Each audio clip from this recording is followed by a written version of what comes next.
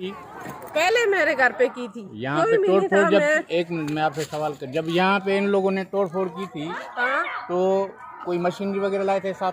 Machinery लाए, पूरी police 15 गाड़ियाँ पुलिस की थी, लेडीज पुलिस की गाड़ी भर के मलदा आई थी।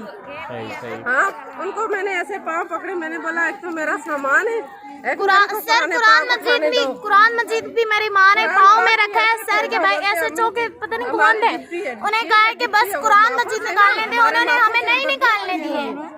और जब ऑर्डर आया हुआ था, चलो ऑर्डर आया हुआ था, वो लोग 1 घंटा तो रुक सकते थे, 1 मिनट भी हमारे लिए बड़ा था कि हम लोग यहाँ से कुरान मजीद निकाल लेते। पेट्रोल छड़क का आग लगा दूँ, क्यों कुरान पाक के साथ इतना जुल्म हुआ?